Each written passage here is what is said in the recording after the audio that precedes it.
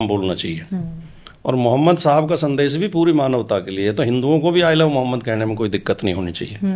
और मैं तो मोहम्मद साहब को बहुत बड़ा समाज सुधारक मानता हूँ कि वो अकेले ऐसे व्यक्ति हैं इतिहास में, और ये बात मैं आज भी कह रहा हूँ आपके शो में, कोई दूसरा नाम बता दे मुझे, जो व्यक्ति धर्म संस्थापक भी है, समाज सुधारक भी है और राजनीतिक भी है।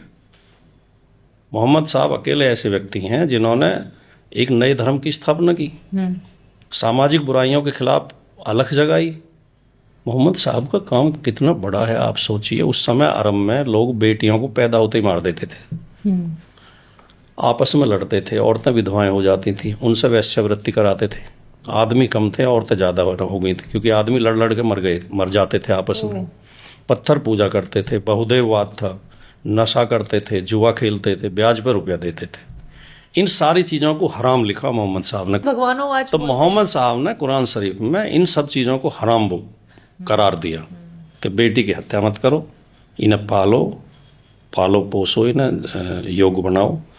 दूसरे, जो औरतें विधवाएं हैं, बेवा औरतों से धंधा मत कराओ, इन्हें पत्नी का दर्जा दो, इन्हें सम्मान के साथ अपने, इन्हें संरक्षण अगर देना चाहते हो तुम तो अपनी पत्नी बना के रखो, मैं तुम्हें 4 तक शादी करने की इजाजत देता हूँ। अच्छा, वो 4 शादियां इस कॉन्टेक्स्ट में आ रही 4 विशेष परिस्थितियों में, ऐसा नहीं है कि हर मुसलमान 4 शादी करेगा। यहाँ तो ये मान लिया गया। नहीं, वो गलत परंपरा पड़ जाती है। उन्होंने कहा था कि अगर जरूरत पड़े तो मैं तुम्हें 4 तक पत्नी रखने की इजाजत इसलिए देता हूँ कि वहाँ उस समय मर्द कम थे, औरतें ज्यादा थी।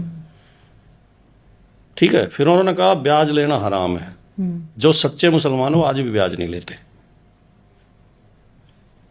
मैं आपको अपना व्यक्तिगत अनुभव बताऊं। एक बार मुझे पैसे की जरूरत पड़ गई, मेरे एक मुस्लिम मित्र हैं, उनसे मैंने 2 लाख रुपए ले लिए और 3 महीने बाद लौटाई, तो मैं उन्हें ब्याज देने लगा तो उसने हाथ जोड़ लिया कि मुसलमान ब्याज नहीं ले सकता। उसने जो मैंने 2 लाख रुपए लिए थे, 2 के 2 ही उन्होंने वापस लिए। ठीक है। नशा करना हराम है, कोई सच्चा मुसलमान शराब भी नहीं पीता। ठीक है ना। और उन्होंने ये जो हमारे वेद में है, जो हमारा वेद कहता है, वही मोहम्मद साहब ने कहा कि ईश्वर एक है और उसका कोई तस्वीर नहीं है। ये जो हमारे यहाँ मूर्ति बनाई गई तो बाद में बनाई गई, वेद तो कहता है ईश्वर निराकार है, निर्गुण निराकार, कण कण में व्याप्त है, हर जगह ईश्वर है। ये इस्लाम मानता है। अब इस्लाम जो कहता है कि ला इलाहा इल्लल्लाह, वो कहते हैं और कोई दूसरा खुदा नहीं है उस खुदा के अलावा। तो उसका नाम हम कुछ भी दे लें, वो खुदा कह रहे हैं, हम ईश्वर कह रहे हैं, ईसाई गॉड कह रहे हैं, हमारे सिख भाई वाहिगुरु कह रहे हैं।